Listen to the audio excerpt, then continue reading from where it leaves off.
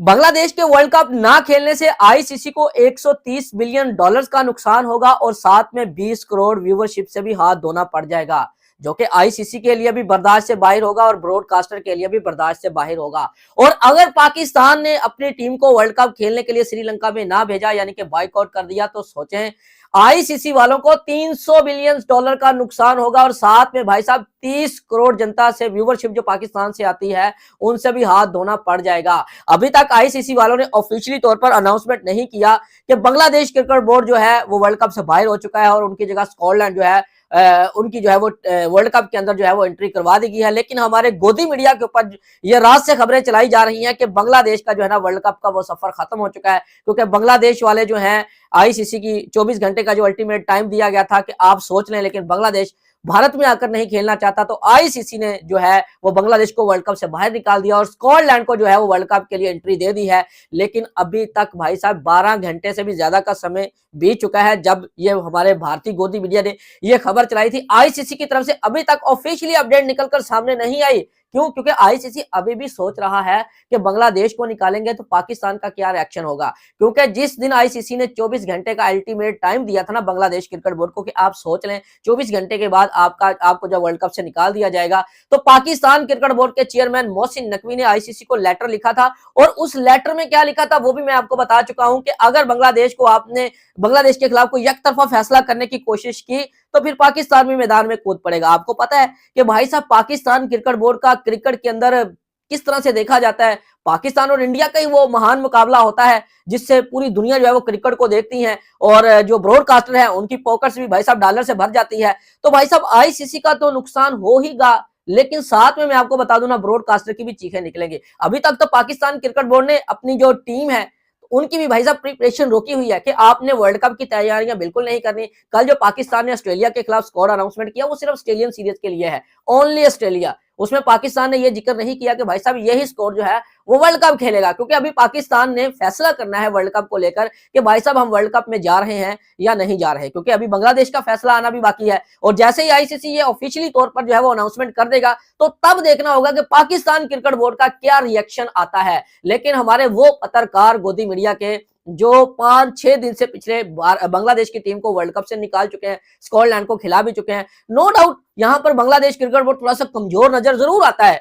लेकिन जब बात आ जाती है ना पाकिस्तान क्रिकेट बोर्ड की कि भाई साहब पाकिस्तान उनके पीछे खड़ा है, तो फिर भाई साहब बांग्लादेश क्रिकेट बोर्ड कमजोर नहीं होता, क्योंकि पाकिस्तान आईसीसी में असर रसूख रखता है, पाकिस्तान की वैल्यू है क्रिकेट के अंदर। ये जो आपको ब्रॉडकास्टर ये जो राइट्स लेते हैं एक एक बॉल्स के ऊपर भाई साहब वो इतना पैसा लगा देते हैं, वो किस वजह से लगाते हैं? उनको पता है कि हमें एक मैच मिल गया ना पाकिस्तान इंडिया का, तो भाई साहब हमारे सारे के सारे पैसे जो है ना वो उसी मैच में पूरे हो जाएंगे और बाकी जो वर्ल्ड कप होगा वो हमारा मुनाफा होगा। अगर उनको पाकिस्तान इंडिया का मैच ही देखने को ना मिला तो भाई साहब ब्रॉडकास्टर की तो चीखें निकल जाएंगी, अभी भी निकल रही हैं। अभी आपको सोशल मीडिया के ऊपर ये नहीं बताया जा रहा कि ब्रॉडकास्टर क्या चाहते हैं। ब्रॉडकास्टर चाहते हैं कि बांग्लादेश भी खेले, पाकिस्तान भी खेले, ठीक है ना, क्रिकेट का वर्ल्ड कप पूरा वर्ल्ड कप होना चाहिए, बिना बांग्लादेश के नहीं होना चाहिए, क्योंकि भाई साहब 20 करोड़ की व्यूवरशिप बांग्लादेश से भी आती है। बांग्लादेश में भी क्रिकेट का काफी जुनून हमें देखने को मिलता है, ठीक है ना। तो आप बांग्लादेश को साइड पे लगाएंगे ना तो 130 बिलियन डॉलर्स कम नहीं होते। बांग्लादेश वाले तो बोल चुके हैं कि भाई साहब हमारे ऊपर जिस तरह की मर्जी सैंक्शन लगा दे,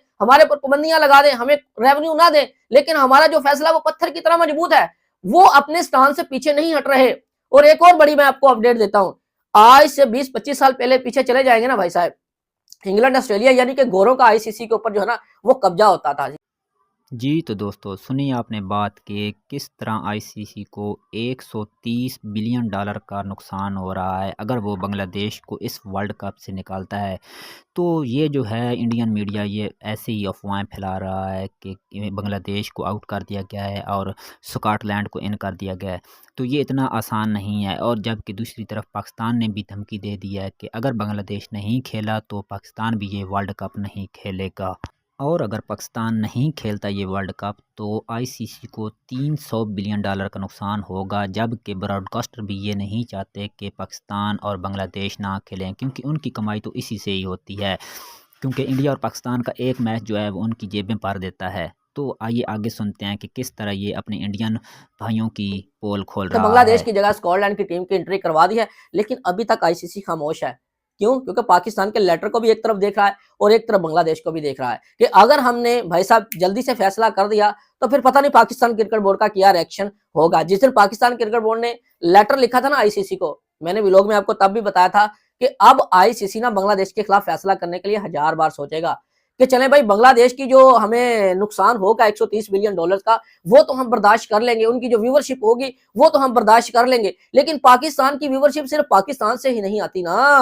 भाई साहब, पूरी दुनिया से मैच को देखा जाता है। जब पाकिस्तान इंडिया का मैच होता है, सिर्फ इंडिया पाकिस्तान की व्यूवरशिप को मत देखें, ठीक है ना, पूरी दुनिया की व्यूवरशिप को आप देखें, जिससे ब्रॉडकास्टर का भर भर के पैसा लगा होता है भाई साहब। सोचने वाली बात है, सोचें। गोदी मीडिया तो आपको बता देता कि इसको बाहर कर दिया, इसको बाहर कर दिया, लेकिन भाई साहब आईसीसी वाले जो है ना, यानी कि जेशा जो है ना, वो कुछ सोच के फैसला करते हैं। मुझे एक बात बताएं, एशिया कप जब हो रहा था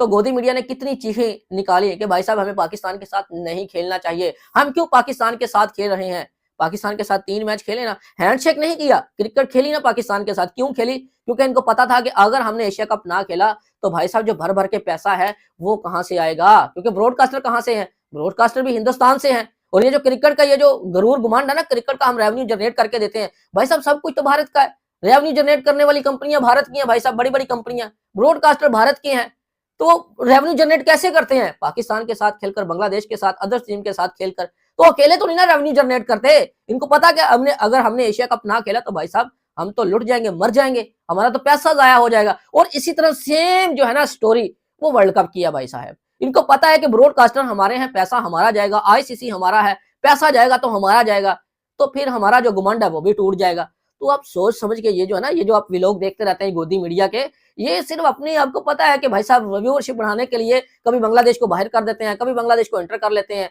मुझे एक बात की समझ नहीं आती, क्या 2023 की जब चैंपियंस ट्रॉफी 24